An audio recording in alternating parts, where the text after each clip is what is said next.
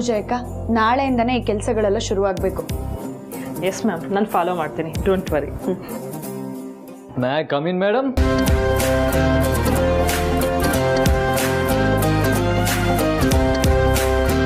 ಏನ್ ಯಜಮಾನ್ರೆ, ಒಳಗೆ ಬಂದಾಯ್ತು ತಾನೆ, ಮತ್ತಿನ್ನೇನಕ್ಕೆ ಹಾಕಿ ಕೇಳ್ತಾ ಇದ್ದೀರಾ? ಸಾರಿ, ಡಿಸ್ಟರ್ಬ್ ಆಯಿತು ಅಂತ ಅನ್ಸುತ್ತೆ. ಸರಿ, ಹಂಗೆ ಆಮೇಲೆ ಬರ್ತೀನಿ. ಯಜಮಾನ್ರೆ, ಇದು ಯಾಕೋ ಅತಿ ಆಯ್ತು ಅಂತ ಅನ್ನಿಸ್ತಾ ಇಲ್ಲ ನಿಮಗೆ? ಸರಿ ಮೇಡಮ್, ಹೋಗಲ್ಲ ಬಿಡಿ. ಮತ್ತೆ ಇನ್ನೇನು ಸಮಾಚಾರ ಮೇಡಮ್? ನೀವು ಮಾತಾಡ್ತೀರಿ, ನಾನು ಹೋಗಿದ್ದೆಲ್ಲ ನೋಟ್ ಮಾಡ್ಕೊತೀನಿ. ಸರಿ, ಕೆಲಸ ಮುಗೀತಾ ಯಜಮಾನ್ರೆ? ಇತ್ತು, ಆದರೆ ನಿಮ್ಮ ಜೊತೆ ಮನೆಗೆ ಹೋಗೋಣ ಅಂತ ನಾಳೆಗೆ ಪೆಂಡಿಂಗ್ ಇಟ್ಟು ಬಂದೆ. ಅಯ್ಯೋ ಹೌದಾ? ಆದರೆ ನನ್ನ ಕೆಲಸ ಇನ್ನೂ ಮುಗ್ದೇ ಇಲ್ವಲ್ಲ ಯಜಮಾನ್ರೆ? ಪರವಾಗಿಲ್ಲ ಪಾರು, ಆರಾಮಾಗಿ ಮುಗಿಸ್ಕೋ. ಏನಾದರೂ ಗೊತ್ತಾಗಿಲ್ಲ ಅಂದರೆ ಕೇಳು, ಹೇಳ್ತೀನಿ. ಸರಿ ಯಜಮಾನ್ರೆ. ಚಿಕ್ಕತ್ತೆ, ಏನ್ ಚಿಕ್ಕತ್ತೆ, ಇವತ್ತು ಮಾಮೂಲಿಯಾಗಿ ಫೋನ್ ಮಾಡಿಲ್ಲ, ವಿಡಿಯೋ ಫೋನ್ ಮಾಡಿದ್ದೀರಾ? ಓ, ನಾನು ಹೇಗೆ ಕೆಲಸ ಮಾಡ್ತಿದ್ದೀನಿ ಅಂತ ಪರೀಕ್ಷೆ ಮಾಡೋದಕ್ಕಾ? ಹಾಗೇನಿಲ್ಲಮ್ಮ ಪಾರು, ಈಗ ನೀನು ಫ್ರೀ ಇದೆಯಾ ಬ್ಯುಸಿ ಇದೆಯಾ? ಯಾಕಂದರೆ ನಿನ್ನ ಪುಟಾಣಿ ಮಗಳು ನಿನ್ನ ಜೊತೆ ಮಾತಾಡಬೇಕಂತೆ. ನನ್ನ ಮಗಳಿಗೋಸ್ಕರ ನನಗೆ ಎಷ್ಟೇ ಕೆಲಸ ಇದ್ರೂ ಬಿಡುವು ಮಾಡ್ಕೊಂಡು ಮಾತಾಡ್ತೀನಿ ಚಿಕ್ಕತ್ತೆ. ಅವಳಿಗೆ ಫೋನ್ ಕೊಡಿ. ಕೊಡ್ತೀನಮ್ಮ, ತಗೋ ಪುಟಾಣಿ. ಕಂದ, ಏನು ಮಾಡ್ತಿದ್ಯಾ ಬಂಗಾರಿ?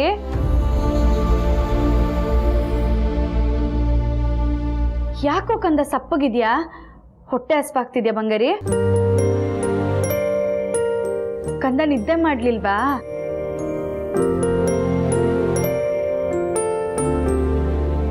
ಬಂಗಾರಿ, ನೀನು ಹೀಗೇನು ಮಾತಾಡ್ಲಿಲ್ಲ ಅಂತಂದ್ರೆ ನನಗೆ ಬೇಜಾರಾಗುತ್ತೆ.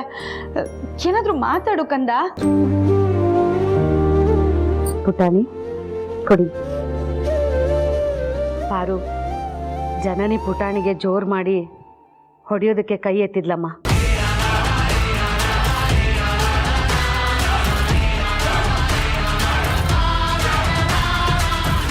ಹೌದಾ?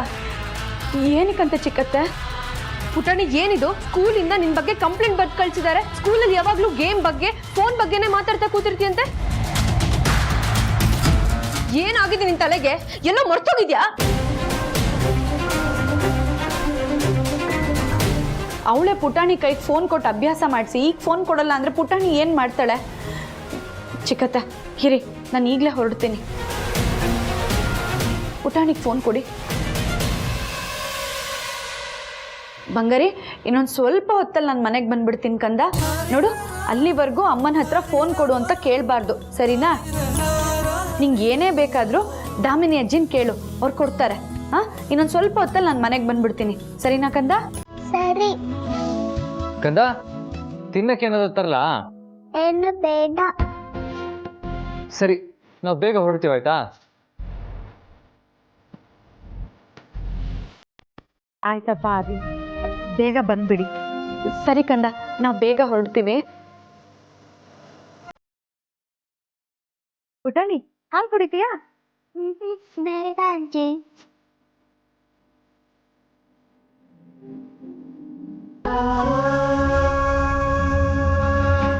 ಮನೆಗೆ ಹೋದ್ಮೇಲೆ ಪುಟಾಣಿ ಮೇಲೆ ಕೈ ಎತ್ತಬೇಡ ಅಂತ ಜನನಿಗೆ ಬುದ್ಧಿ ಹೇಳ್ತೀನಿ. ಏನು ಹೇಳ್ಬಿಡಿ ಯಜಮಾನ್ರೆ, ಆಮೇಲೆ ಅವಳು ಅದನ್ನು ತಪ್ಪಾಗಿ ತಿಳ್ಕೊತಾಳೆ. ನನ್ನ ಮಗು, ನನ್ನ ಇಷ್ಟ, ನಾನು ಏನು ಬೇಕಾದರೂ ಮಾಡ್ತೀನಿ ಅಂತ ಅವಳು ನಿಮ್ಗೆ ಎದುರು ಮಾತಾಡಿದ್ರೆ ನನಗದನ್ನು ನೋಡಿ ಸಹಿಸ್ಕೊಳ್ಳೋದಕ್ಕಾಗಲ್ಲ.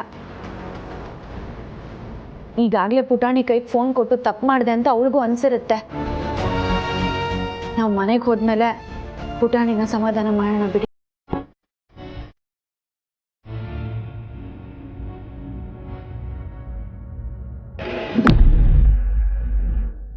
ಅಲ್ಲಮ್ಮ ಜಲ್, ನಿನ್ ಮಗಳಿಗೆ ನೀನೇ ಫೋನ್ ಕೊಡೋ ಅಭ್ಯಾಸ ಮಾಡಿಸಿ ಈಗ ನೀನೇ ಫೋನ್ ನೋಡೋದು ಬೇಡ ಅಂತ ಬೈದ್ರೆ ಹೇಗೆ ಹೇಳು? ಚಿಕ್ಕ ಮಕ್ಕಳ ಕೈಗೆ ಒಂದು ಸಲ ಫೋನ್ ಕೊಟ್ರೆ ಮುಗೀತು, ಅವು ಕತ್ತು ಮುಚ್ಚಾದ್ರು ಮತ್ತೆ ಫೋನ್ನ ನೋಡೇ ನೋಡ್ತಾರೆ. ಆ ಅಭ್ಯಾಸದಿಂದ ಮಕ್ಕಳನ್ನ ಹೊರಗೆ ತರೋದು ಅಷ್ಟು ಸುಲಭ ಅಲ್ಲ ಕಣಮ್ಮ. ನೀನು ಈ ಯೋಚನೆನ ಅವಳಿಗೆ ಫೋನ್ ಕೊಡಕ್ ಮುಂಚೆನೆ ಮಾಡ್ಬೇಕಿತ್ತು. ಅವಳಿನ ಚಿಕ್ಕ ಮಗು ಕಣಮ್ಮ, ಅವಳಿಗೆ ಒಳ್ಳೇದು ಯಾವುದು ಕೆಟ್ಟದ್ದು ಯಾವುದು ಅಂತ ಗೊತ್ತಾಗಲ್ಲ ಕಣಮ್ಮ. ನೋಡು, ಅವಳಿಗೆ ಏನ್ ಇಷ್ಟ ಆಗತ್ತೋ ಅದನ್ನ ಕೇಳ್ತಾಳೆ, ಕೊಟ್ರೆ ಖುಷಿ ಪಡ್ತಾಳೆ, ಇಲ್ಲದೆ ಹೋದ್ರೆ ಹಠ ಹಿಡಿತಾಳೆ. ಫೋನ್ ನೋಡೋದು ಕೆಟ್ಟದ್ದು ಅಂತ ಅವಳು ತಾನಾಗೆ ಯಾವಾಗ ಅರ್ಥ ಆಗತ್ತೋ ಅವಾಗ ಅವಳಾಗೆ ಫೋನ್ನ ಪಕ್ಕಕ್ಕಿಟ್ಟು ಓದಕ್ ಶುರು ಮಾಡ್ತಾಳೆ. ನೀನು ಸುಮ್ಮನಿರು. ಆ ಟೈಮ್ ಯಾವತ್ತೂ ಬರಲ್ಲ ಚಿಕ್ಕಮ್ಮ. ಮಕ್ಕಳಿಗೆ ಒಂದ್ಸರಿ ಅಭ್ಯಾಸ ಆಗ್ಬಿಟ್ರೆ ಸಾಕು, ಬೆಳೀತಾ ಬೆಳೀತಾ ಅದಕ್ಕೆ ಅಂಟ್ಕೊಂಡ್ ಬಿಡ್ತಾರೆ. ಅಲ್ಲಮ್ಮ ಜನನಿ, ನಿನಗೆ ಇಷ್ಟೆಲ್ಲ ಗೊತ್ತಿದ್ಮೇಲೆ ನೀನ್ ಯಾಕಮ್ಮ ನಿನ್ ಮಗಳ ಕೈಗೆ ಫೋನ್ ಕೊಡಕ್ ಹೋದೆ? ಹಾ, ಈಗ ನಿನ್ನಿಂದಾನೆ ನಿನ್ ಮಗಳು ಹಾಳಾದಂಗಾಯ್ತಲ್ಲ. ಚಿಕ್ಕಮ್ಮ, ಬಾಯಿಗೆ ಬಂದ ಹಾಗೆಲ್ಲ ಮಾತಾಡಬೇಡಿ. ನನ್ನ ಮಗಳೇನು ಹಾಳಾಗಿಲ್ಲ. ಅವಳನ್ನ ಹೇಗೆ ನೋಡ್ಕೋಬೇಕು ಅಂತ ನನಗೆ ಚೆನ್ನಾಗಿ ಗೊತ್ತಿದೆ. ನನಗೆ ಯಾರ ಸಹಾಯ ಸಹಾನುಭೂತಿನೂ ಬೇಕಾಗಿಲ್ಲ. ಬೇಜಾರು ಮಾಡ್ಕೋಬೇಡ ಮಗಳೇ. ಮಗು ಜವಾಬ್ದಾರಿ ಇರೋದು ಬರೀ ನಿನ್ನೊಬ್ಳಿಗೆ ಮಾತ್ರ ಅಲ್ಲ, ಅದರಲ್ಲಿ ನಿನ್ನ ಗಂಡಂದು ಪಾಲಿದೆ. ಆದರೂ ನಿನ್ನ ಗಂಡ ಕೆಲಸ ಅಂತ ಅದೆಲ್ಲೋ ವಿದೇಶಕ್ಕೆ ಹೋಗಿ ಕೂತಿಲ್ವಾ? ನೀನಿಲ್ಲಿ ತಲೆ ಕೆಡ್ಸ್ಕೊಂಡಿದೀಯಾ. ನಿನ್ನ ಮುಖದಲ್ಲಿ ಮೊದಲಿದ್ದ ಕಳೆ ಈಗಿಲ್ಲ. ಎಷ್ಟೊಂದು ಸೊರಗೋಗಿದ್ಯಾ ನೋಡು. ಸರಿ, ಈಗ ನಾನು ಏನು ಮಾಡಲಿ? ನೋಡಮ್ಮ ಜನನಿ, ನೀನು ಮಗು ಬಗ್ಗೆ ಜಾಸ್ತಿ ತಲೆ ಕೆಡಿಸ್ಕೊಳ್ಳೇಬೇಡ. ಅವಳು ಬೇರೆಯವ್ರ ಹತ್ರನೂ ಬೆರೀಲಿ. ಮತ್ತೆ ಮೊದಲೆಲ್ಲ ನೀವು ಪುಟಾಣಿನ ಯಾರ ಹತ್ರನೂ ಕಳಿಸ್ಲೇಬೇಡ ಅಂತ ಹೇಳ್ತಾ ಇದ್ರಿ. ಆಗಿನ ಪರಿಸ್ಥಿತಿನೇ ಬೇರೆ, ಈಗಿನ ಸ್ಥಿತಿನೇ ಬೇರೆ. ಇವತ್ತು ಬಿಸಿಲಿದ್ರೆ ನಾಳೆ ಮೋಡ ಇರುತ್ತೆ. ಪ್ರಕೃತಿನೇ ಆಗಾಗ ಬದಲಾಗ್ತಾ ಇರುತ್ತೆ ಅಂದಮೇಲೆ ಇನ್ನು ನಾವು ಮನುಷ್ಯರು ಬದಲಾಗೋದ್ರಲ್ಲಿ ತಪ್ಪಿಲ್ಲ ಅಲ್ವಾ? ಅಷ್ಟಕ್ಕೂ ಇಲ್ಲಿ ಇರೋರೆಲ್ಲ ಮನೆಯವರೇ ತಾನೆ. ಇಲ್ಲಿ ಇಷ್ಟೊಂದು ಜನ ಇರಬೇಕಾದ್ರೆ ನೀನು ಒಬ್ಬಳೇ ಯಾಕೆ ನಿನ್ನ ಮಗಳ ಬಗ್ಗೆ ಇಷ್ಟೊಂದು ತಲೆ ಕೆಡಿಸ್ಕೊಂಡು ನಿನ್ನ ಆರೋಗ್ಯನ ಹಾಳು ಮಾಡ್ಕೋತಾ ಇದೀಯಾ? ಈಗಿನ ಕಾಲದಲ್ಲಿ ಅಪ್ಪ ಅಮ್ಮ ಅವ್ರ ಮಕ್ಕಳ ಬಗ್ಗೆ ತಲೆ ಕೆಡಿಸ್ಕೊಂಡೇ ಅರ್ಧ ಅವ್ರ ಆರೋಗ್ಯನ ಹಾಳು ಮಾಡ್ಕೋತಾರೆ. ನೀನು ಅವ್ರ ಸಾಲಿಗೆ ಸೇರ್ಕೊಂಡ್ಬಿಡು. ಮಕ್ಕಳಿಗೆ ಹೊಡೆದು ಬೈದು ಬುದ್ಧಿ ಹೇಳಿದ್ರೆ ಕೇಳಲ್ಲ. ಸಮಾಧಾನದಿಂದ ತಾಳ್ಮೆಯಿಂದ ಹೇಳಿದ್ರೆ ಕೇಳ್ತಾರೆ. ಆಗ್ಲೂ ಕೇಳದೆ ಇದ್ರೆ ಆಗ ನಾನು ಏನು ಮಾಡೋಕ್ಕಾಗಲ್ಲ. ಅದಕ್ಕೆ ನನ್ನ ಮಗಳನ್ನ ಯಾರ ಹತ್ರನೂ ಕಳ್ಸೋದಿಲ್ಲ. ಯಾರು ಅವಳನ್ನ ನೋಡ್ಕೊಳ್ಳೋದು ಬೇಕಾಗಿಲ್ಲ. ಅವಳನ್ನ ಹೇಗೆ ನೋಡ್ಕೋಬೇಕು ಅಂತ ನನಗೆ ಚೆನ್ನಾಗಿ ಗೊತ್ತಿದೆ.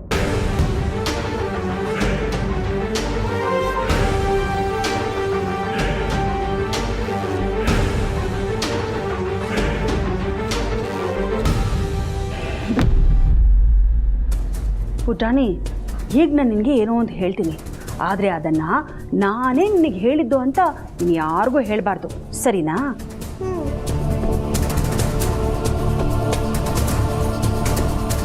ನೀನು ಯಾರಿಗೂ ಹೇಳಲ್ಲ ಅಂತ ಭಾಷೆ ಕೊಡು. ಹಾಂ, ಜಾಣೆ. ಈಗ ಹೇಳ್ತೀನಿ, ಕೇಳಿಸ್ಕೊ. ನಿನಗೆ ಮೊದಲೆಲ್ಲ ಯಾರು ಫೋನ್ ಕೊಡ್ತಾ ಇದ್ದಿದ್ದು? ನಿಮ್ಮ ಅಮ್ಮನೇ ತಾನೇ ಅಲ್ವಾ? ಮತ್ತೆ ಆದರೆ ಈಗ ಯಾಕೆ ಕೊಡಲ್ಲ? ಗೊತ್ತಿಲ್ಲ. ನನಗನ್ಸುತ್ತೆ ನಿಮ್ಮ ಅಮ್ಮಂಗೆ ನಿನ್ನ ಮೇಲೆ ಮೊದಲಿನ ಥರ ಪ್ರೀತಿ ಇಲ್ಲ ಅಂತ ಕಾಣುತ್ತೆ. ಕಡಿಮೆ ಆಗಿದೆ ಅನಿಸ್ತಿದೆ. ಹೌದಾ? ಹ್ಞೂ ಬಂಗಾರಿ. ಅಯ್ಯಯ್ಯೋ, ಬಾಯಿ ತಪ್ಪಿ ಬಂಗಾರಿ ಅಂದ್ಬಿಟ್ನಲ್ಲ.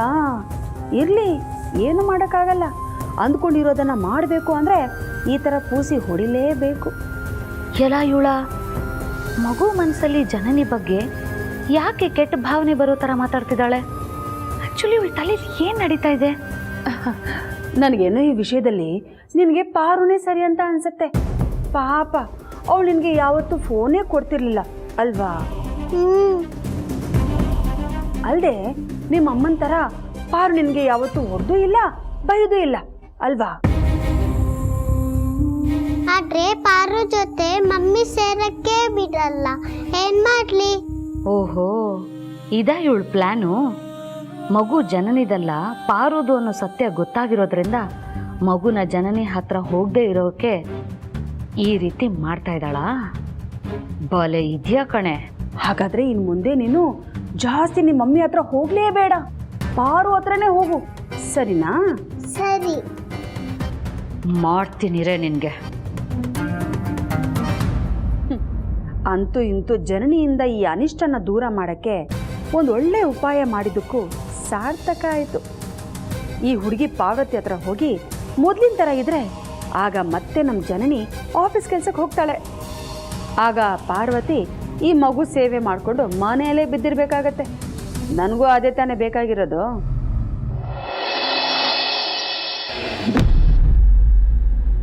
ಅಮ್ಮ, ಯಪ್ಪ, ನೆನ್ನೆಲ್ಲ ಓಡಾಡಿ ಓಡಾಡಿ ಕಾಲೆಲ್ಲ ಊದ್ಕೊಂಡ್ಬಿಟ್ಟಿದೆ. ಏನು ಮಾಡೋದು, ವಯಸ್ಸಾಯ್ತಲ್ಲ, ಏನು ಮಾಡೋಕ್ಕಾಗಲ್ಲ. ಅಮ್ಮ ಅಪ್ಪ. ಅರೆ, ನಮ್ಮವ್ರು ಫೋನ್ ಮಾಡ್ತಿದ್ದಾರೆ. ನಮ್ಮವ್ರೇನಾದರೂ ಭಿಕ್ಷೆ ಬೇಡದಾಯ್ತಾ ಅಂತ ಕೇಳಿದ್ರೆ ನಾನು ಏನಂತ ಹೇಳಿ? ಹ್ಞೂ ಅಂತ ಹೇಳಿ ನನ್ನ ಹತ್ರ ಇರೋ ದುಡ್ಡನ್ನೇ ಅವ್ರಿಗೆ ಕೊಟ್ಬಿಡ್ಲಾ? ಬೇಡ ಬೇಡ, ಆಮೇಲೆ ಅದು ಅವ್ರ ಗುರುಗಳು ಗೊತ್ತಾಗ್ಬಿಡುತ್ತೆ. ಆಗ ನನ್ನ ಮರ್ಯಾದೆನೇ ಹೋಗೋದು. ಆಮೇಲೆ ಅವ್ರಿಗೆ ನನ್ನ ಮೇಲೆ ನಂಬಿಕೆ ಕಳ್ಕೊಂಡು ನನ್ನ ಮದುವೆ ಆಗಲ್ಲ ಅಂತ ಹೇಳ್ಬಿಟ್ರೆ ನಾನೇನು ಮಾಡಲಿ? ಸಾಯೋ ಕಾಲದಲ್ಲಿ ನನಗೆ ಯಾರಪ್ಪ ಆಗತಿ? ಏನೇ ಆಗಲಿ ನಾನು ನಿಜಾನೇ ಹೇಳ್ಬಿಡ್ತೀನಿ. ಹಲೋ. ಅರೆ ಇದೇನಿವತ್ತು ಸೂರ್ಯ ಪೂರ್ವದಲ್ಲೇ ಕರೆಕ್ಟಾಗಿ ಹುಟ್ಟಿದಾನೆ ಅಂತ ಅನ್ನಿಸ್ತಾ ಇದೆ. ಹಾಗಾದ್ರೆ ಇಷ್ಟು ದಿನ ಏನು ಪಶ್ಚಿಮದೆಲ್ಲ ಹುಟ್ಟಿದ್ದ? ಚೆನ್ನಾಗಿ ಕಾಮಿಡಿ ಮಾಡ್ತೀರಪ್ಪ ನೀವು. ಹಾಗಲ್ಲ ನನ್ನ ಡಾರ್ಲಿಂಗ್ ರತ್ನ, ಇಷ್ಟು ದಿನ ಫೋನ್ ಮಾಡಿದ್ರೆ ಹಾಡು ಹೇಳ್ತಿದ್ದೆ ಅಲ್ವಾ, ಇವತ್ತೇನು ಡೈರೆಕ್ಟಾಗಿ ಹಲೋ ಅಂದ್ಬಿಟ್ಯಲ್ಲ, ಅದಕ್ಕೆ ಹಾಗಂದೆ. ನೀನೇನು ಬೇಜಾರು ಮಾಡ್ಕೋಬೇಡ ನನ್ನ ಡಾರ್ಲಿಂಗ್ ರತ್ನ. ನೀವು ಬೈದ್ರು ನನಗೇನೇ ಅಂದ್ರು ನನಗೆ ಯಾವ ಬೇಜಾರು ಇಲ್ಲ. ಸರಿ, ಸಾಯೋವರೆಗೂ ಹಾಗೇ ಇರು. ಏನು ಸಾಯೋವರೆಗುನಾ? ಅಂದ್ರೆ ಕೊನೆವರೆಗೂ ಅಂತ. ಓ ಹಾಗಾ? ಇವತ್ತು ಭಿಕ್ಷೆ ಬಿಡಕ್ ಹೋಗಿದ್ಯಾ? ಎಷ್ಟು ಕಲೆಕ್ಷನ್ ಆಯ್ತು? ಏನೂ ಆಗಿಲ್ಲ. ಹಾಗಾದ್ರೆ ನಾವು ಮದ್ವೆ ಆಗೋದೇ ಬೇಡ ಬಿಡು. ನನ್ನಿಂದ ಪಾಪ ನಿನಗೆ ಯಾಕೆ ಸುಮ್ಮನೆ ಕಷ್ಟ? ಅಯ್ಯೋ ದಯವಿಟ್ಟು ಹಾಗೆಲ್ಲ ಹೇಳ್ಬೇಡಿ. ನೀರಿಲ್ದೆ ಮೀನಿಲ್ಲ, ನೀವಿಲ್ದೆ ನಾನಿಲ್ಲ. ಎಂಥ ಮಾತು ಹೇಳಿ ನನ್ನ ಹೃದಯನ 3 kg ಭಾರ ಮಾಡಿಬಿಟ್ಟೆ ನನ್ನ ರತ್ನ. I love you so much. ನಾನು ಕೂಡ. ಅಲ್ಲ ರತ್ನ, ಯಾರಾದರೂ ಭಿಕ್ಷೆ ಬೇಡೋರು ಐಫೈಯಾಗಿ ಭಿಕ್ಷೆ ಬೇಡ್ತಾರಾ? ಭಿಕ್ಷೆನ ನಾನು ಕರೆಕ್ಟಾಗಿ ಬೇಡದ್ನಲ್ಲ. ನೀನು ಹೇಗೆ ಭಿಕ್ಷೆ ಬೇಡೋದು? ನಾನು ಹೇಳಿದ್ದನ್ನ ತಪ್ಪಾಗಿ ತಿಳ್ಕೊಬೇಡ ರತ್ನ. ಭಿಕ್ಷೆ ಬೇಡುವಾಗ ಬಟ್ಟೆನೋ ಸುಮಾರಾಗೆ ಹಾಕಿದ್ದೆ, ಆದರೆ 1,000 ಕೊಡಿ 2,000 ಕೊಡಿ ಅಂತ ಡಿಮ್ಯಾಂಡ್ ಮಾಡ್ತಾರಾ? ಅಲ್ಲ, ನಾನು ಸಾವಿರಾರು ರೂಪಾಯಿ ಭಿಕ್ಷೆ ಬೇಡದೆ ಅಂತ ನಿಮಗೆ ಗೊತ್ತಾಯ್ತು? ನಾನು ಅಲ್ಲೇ ಇದ್ದೆ. ಹೌದಾ? ಹಾಗಾದ್ರೆ ನನ್ನ ಕಣ್ಮುಂದೆ ಕಾಣಿಸ್ಕೋಬೇಕಾಗಿತ್ತು ತಾನೆ. ಕಣ್ ತುಂಬ ನಿಮ್ಮನ್ನ ನೋಡಿ ನಾನು ಖುಷಿ ಪಡ್ತಿದ್ದೆ. ಛೇ ಛೇ ಛೇ ಛೇ ಛೇ, ಮದುವೆ ಆಗೋವರೆಗೂ ನನ್ನನ್ನ ನೀನು ನಿನ್ನನ್ನ ನಾನು ನೋಡ್ಲೇಬಾರ್ದು ಅಂತ ನಮ್ಮ ಹಿಮಾಲಯದ ಗುರೂಜಿ ಹೇಳಿದ್ದಾರೆ. ಹೌದಾ? ಅದಕ್ಕೆ ಇವತ್ತೇ ನಿನಗೆ ಲಾಸ್ಟ್ ಚಾನ್ಸ್. ನೀನು ಇವತ್ತು 5,000 ಭಿಕ್ಷೆ ಬೇಡ್ಕೊಂಡು ಬಂದರೆ ನಂದು ನಿಂದು ಮದುವೆ. ಇಲ್ಲ ಅಂದರೆ ನಾನು ನೀನು ಒಂದಾಗೋದಕ್ಕೂ ಮುಂಚೆನೆ ನಾನು ಯಾರೋ ನೀನು ಯಾರೋ. ಯೋಚನೆ ಮಾಡು ನನ್ನ ರತ್ನ, ನಾನು ಬೇಕಾ ಬೇಡವಾ ಅಂತ. ಅಯ್ಯೋ ಹಾಗೆಲ್ಲ ಮಾತಾಡಬೇಡಿ. ನನಗೆ ನೀವು ಬೇಕೇ ಬೇಕು. ನಾನು ಭಿಕ್ಷೆ ಬೇಡಿ 5,000 ಮಾಡೇ ಮಾಡ್ತೀನಿ, ನೋಡ್ತಾ ಇರಿ. ಸರಿ, ನೋಡ್ತೀನಿ.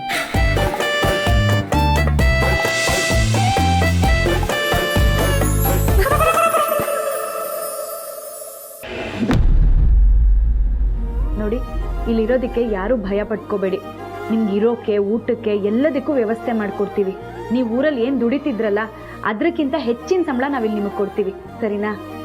ಆಯ್ತಮ್ಮ, ನಮ್ಮೂರಿನಲ್ಲಿ ನೀನು ಹುಟ್ಟಿದ್ದಕ್ಕೂ ಇವತ್ತು ನಮ್ಮ ಜೀವನ ಸಾರ್ಥಕ ಅನ್ನಿಸ್ತು. ಅಷ್ಟು ದೊಡ್ಡ ಮನೆ ಸೊಸೆ ಆದರೂ ಒಂಚೂರು ಅಹಂಕಾರ ಇಲ್ಲದೆ ಕೆಲಸ ಮಾಡೋರನ್ನ ಅಷ್ಟು ಪ್ರೀತಿಯಿಂದ ಮಾತಾಡಿಸಿ ಧೈರ್ಯ ಹೇಳ್ತೀಯಲ್ಲ ತಾಯಿ. ಆ ದೇವರು ನಿನ್ನ 100 ಕಾಲ ಚೆನ್ನಾಗಿಟ್ಟಿರ್ಲಿ. ಸರಿ, ಈಗ ನೀವೆಲ್ಲರೂ ನಿಮ್ಮ ಜಾಗಕ್ಕೆ ಹೋಗಿರಿ. ಕೆಲಸ ಯಾವಾಗಲಿಂದ ಶುರು ಮಾಡಬೇಕು ಅನ್ನೋದನ್ನ ನಮ್ಮ ಚಿಕ್ಕ ಮಾವ ನಿಮ್ಗೆ ಹೇಳ್ತಾರೆ. ಆಗ್ಲಮ್ಮ. ಜಯಕ, ಅವ್ರು ಉಳ್ಕೊಳ್ಳೋಕಿರೋ ಜಾಗ ಹಾಗೆ ಕೆಲಸ ಮಾಡೋ ಜಾಗ ಎರಡನ್ನೂ ಅವ್ರಿಗೆ ತೋರಿಸ್ಬೇಕು. ಹಾಗೆ ಬಂದಿರೋ ಅಷ್ಟೂ ಜನಕ್ಕೂ ಸರಿಯಾದ ಊಟದ ವ್ಯವಸ್ಥೆ ಆಗಬೇಕು, ಸರಿನಾ? ಎಸ್ ಮ್ಯಾಮ್, ಖಂಡಿತವಾಗ್ಲೂ ಮಾಡ್ತೀನಿ. ಕೆಲಸ ಇಲ್ದಿರೋ ನಮ್ಮಂಥ ಬಡವರಿಗೆ ಕರೆದು ಕೆಲಸ ಕೊಡೋದು ಅಲ್ಲದೆ ಕೈ ತುಂಬ ಸಂಬಳ ಕೊಡ್ತಾ ಇರೋ ನಿನಗೆ, ನಿನ್ನ ಗಂಡ ಮಕ್ಕಳಿಗೆ ಆ ದೇವರು ಚೆನ್ನಾಗಿಟ್ಟಿರಲಿ.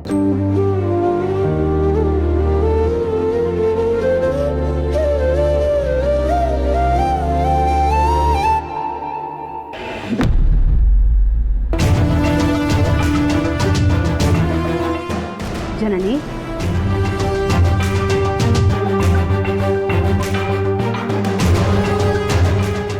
ಇದೆಯಾ ಪುಟ್ಟ? ಇಲ್ಲ. ಮುಖದ ಮೇಲೆ ಕಣ್ಣೀರು ಕಾಣಿಸಿದ್ರು ನಿನ್ನ ಮನಸ್ಸಲ್ಲಿರೋ ನೋವು ನನಗೂ ಅರ್ಥ ಆಗುತ್ತೆ ಕಣಮ್ಮ. ಇತ್ತೀಚೆಗೆ ನೀನು ಪಡ್ತಿರೋ ಕಷ್ಟ ನೋಡಿ ನನಗೂ ಅಳು ತಡ್ಕೊಳಕ್ಕಾಗ್ತಿಲ್ಲ ಕಣಮ್ಮ. ನನಗೋಸ್ಕರ ಯಾರು ಅಳೋದು ಬೇಕಾಗಿಲ್ಲ ಚಿಕ್ಕಮ್ಮ. ಹಾಗಂದ್ರೆ ಹೇಗೆ ಕಂದ? ನೀನು ನನ್ನ ಮಗಳಿದ್ದಂಗೆ ಅಲ್ವಾ? ಆ ಪಾರ್ವತಿನ ನೀನು ಎದುರು ಹಾಕೊಂಡು ನಿನ್ನ ಮಗು ನಿನ್ನ ಸುಪ್ಪರ್ದಲ್ಲೇ ಇರಬೇಕು ಅನ್ನೋ ಹಠನ ಬಿಟ್ಟು ನಿಮ್ಮ ಅತ್ತೆ ಹತ್ರ ಕಾಡಿ ಬೇಡಾದರೂ ಸರಿ ಆಫೀಸಿಗೆ ನಾನೇ ಹೋಗ್ತೀನಿ ಅಂತ ಕೇಳ್ಕೊಳಮ್ಮ. ನಿನಗೆ ಅದೇ ಸರಿ. ನೀನು ಬೇಕಾದ್ರೆ ಮಗುನ ಪಾರ್ವತಿನೇ ನೋಡ್ಕೊಳ್ಳಿ ಅಂತ ಒಂದೇ ಒಂದು ಮಾತು ಹೇಳ್ಬಿಡು ಸಾಕು. ಪಾರ್ವತಿನೂ ಖುಷಿಯಿಂದ ಒಪ್ಕೋತಾಳೆ. ಒಂದು ವೇಳೆ ನಿಮ್ಮ ಅತ್ತೆ ಏನಾದರೂ ಬೇಡ ಆಗಲ್ಲ ಅಂದರೂ ಅವ್ರನ್ನ ಒಪ್ಸೋ ತಾಕತ್ತು ಆ ಪಾರ್ವತಿಗಿದೆ. ತಾಕತ್ತು ಅನ್ನೋದಕ್ಕಿಂತ ಅವಳಿಗೆ ಆ ಥರದ ಮನಿ ಹಾಳು ಬುದ್ಧಿ ಚೆನ್ನಾಗಿದೆ ಅಂತಾನೆ ಅಂದ್ಕೋ. ಏನಮ್ಮ, ನನಗೆ ಅನಿಸಿದ್ದನ್ನು ನಾನು ಹೇಳಿದ್ದೀನಿ. ಇದ್ರ ಮೇಲೆ ನಿನ್ನಿಷ್ಟ.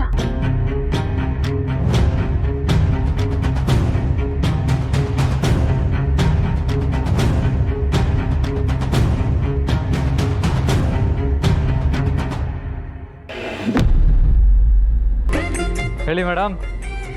ಯಜಮಾನ್ರೆ, ಇವತ್ತು ನನಗೆ ಎಷ್ಟು ಖುಷಿ ಆಗ್ತದೆ ಗೊತ್ತಾ? ಯಾಕೆ? ನಾನು ಮೇಡಮ್ ಅಂದಿದ್ದಕ್ಕಾ? ತಮಾಷೆ ಮಾಡಬೇಡಿ ಯಜಮಾನ್ರೆ.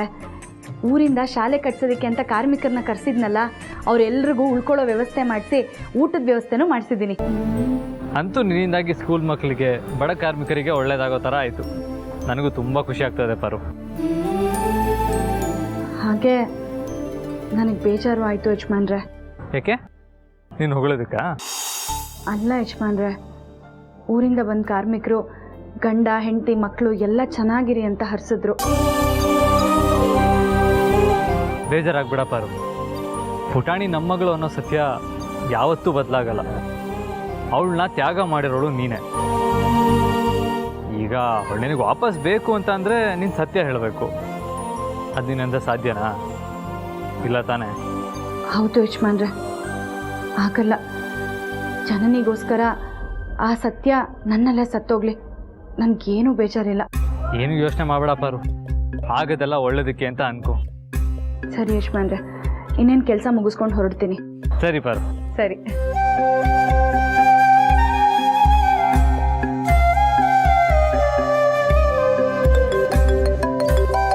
ಅರೆ, ವೆಂಕಟೇಶ್ ಕಾಲ್ ಮಾಡ್ತಾ ಇದ್ದಾರೆ. ಹೇಳಿ ವೆಂಕಟೇಶ್. ಇಲ್ಲಿ ನಾನು ಯಾರ ಹತ್ರ ಹೋಗಿ ಭಿಕ್ಷೆ ಬೇಡಲಪ್ಪ. ದೇವಸ್ಥಾನಕ್ಕೆ ಹೋಗಿ ಭಿಕ್ಷೆ ಬೇಡಲ್ಲ. ಬೇಡ ಬೇಡ, ಅಲ್ಲಿ ತುಂಬ ಜನ ಇರ್ತಾರೆ. ಅಲ್ಲಿ ಯಾರಾದರೂ ನನ್ನನ್ನು ಕಂಡಿಡ್ಬಿಟ್ರೆ ಬೇಡ ಬೇಡ, ಇಲ್ಲೇ ಯಾರ ಹತ್ರನಾದ್ರೂ ಭಿಕ್ಷೆ ಬೇಡ್ತೀನಿ.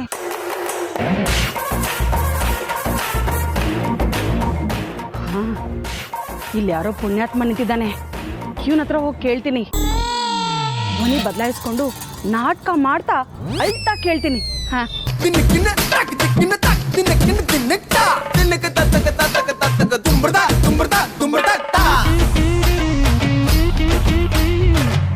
ಅಣ್ಣ ಭಿಕ್ಷೆ ಕೊಡಣ್ಣ.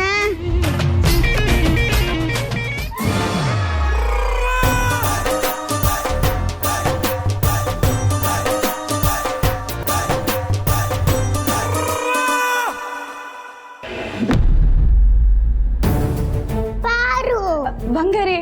ಪುಟಾಣಿ ಬಾ, ರೂಮಿಗೆ ಹೋಗೋಣ. ನಾನು ಆಮೇಲೆ ಬರ್ತೀನಿ ಮಮ್ಮಿ. ಪುಟಾಣಿ, ಹೇಳೋದು ಕೇಳಿಸ್ತಿಲ್ವಾ? ನಡಿ ನನ್ನ ಜೊತೆ ಬಾ. ನಂಗೆ ಪಾರು ಅಂದ್ರೆ ಇಷ್ಟ ಮಮ್ಮಿ. ಅವಳ ಜೊತೆಗೆ ಇರಕ್ ಬಿಡು. ನೋಡು, ಹಠ ಮಾಡಬೇಡ, ಸುಮ್ಮನೆ ನಡಿ. ಇಲ್ಲ ಮಮ್ಮಿ, ನಾನು ಬರಲ್ಲ. ಪುಟಾಣಿ, ಬರ್ತಾ ಬರ್ತಾ ನಿಂಗೆ ಯಾಕೋ ಹಠ ಜಾಸ್ತಿ ಆಗ್ತಿದೆ. ಈಗ ನೀನು ಬರ್ತೀಯಲ್ಲ, ನಾನೇ ಹೇಳ್ಕೊಂಡು ಕರ್ಕೊಂಡು ಹೋಗ್ಲಾ? ನಾನು ಬರಲ್ಲ ಮಮ್ಮಿ. ನಿನ್ ಹಠ ಜಾಸ್ತಿ ಆಯ್ತು. ನಿನ್ನ ನಾನೇ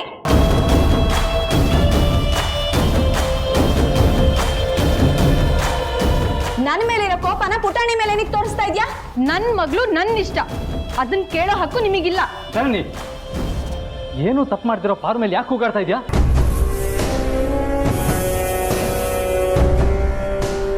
ನಾನು ಪಾಪ ಇವತ್ತು ಸರಿ ಹೋಗ್ತಾಳೆ, ನಾಳೆ ಸರಿ ಹೋಗ್ತಾಳೆ ಅಂತ ಸುಮ್ಮನಿದ್ರೆ ನನ್ನ ಹೆಂಡತಿಗೆ ನನ್ನ ಮುಂದೆನೆ ಬಾಯಿಗೆ ಬಂದಾಗ ಮಾತಾಡ್ತೀಯಾ? ಇರಪ್ಪ ಆದಿ, ನಾನು ಮಾತಾಡ್ತೀನಿ. ಜನನಿ, ನೀನು ಪುಟಾಣಿಯ ಹೆತ್ತಮ್ಮ ಆಗಿರ್ಬೋದು, ಆದರೆ ಪಾರ್ವತಿ ಪುಟಾಣಿಗೆ ದೊಡ್ಡಮ್ಮ ಅಲ್ವಾ?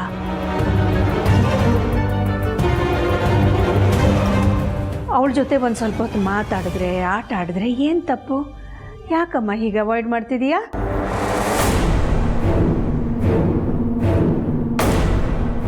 ಅಲ್ಲ ಅತ್ತೆ, ಪುಟಾಣಿ ಬೇಕು ಬೇಡಗಳನ್ನೆಲ್ಲ ನಾನು ಮಾತ್ರ ನೋಡ್ಕೋಬೇಕು ಅಂತ ನೀವೇ ಹೇಳಿದ್ರಲ್ವಾ? ಹೇಳಿದ್ದೆ, ಅದರ ಅರ್ಥ ಪುಟಾಣಿನ ಪಾರ್ವತಿಯಿಂದ ಸಂಪೂರ್ಣವಾಗಿ ದೂರ ಇಡು ಅಂತ ಅಲ್ವಲ್ಲಮ್ಮ. ನನ್ನ ಮಗಳು ನನ್ನನ್ನ ಬಿಟ್ಟು ಬೇರೆ ಯಾರನ್ನೂ ಅತಿಯಾಗಿ ಹಚ್ಕೊಳ್ಳೋದು ನನಗೆ ಇಷ್ಟ ಆಗಲ್ಲ ಅತ್ತೆ. ಅವಳು ಯಾವಾಗಲೂ ನನ್ನ ಜೊತೆನೇ ಇರಬೇಕು.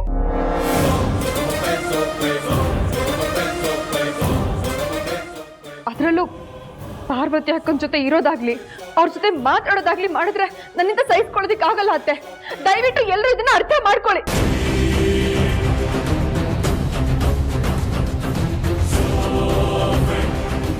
ಕರೆಕ್ಟಾಗಿ ಹೇಳಿದೆ.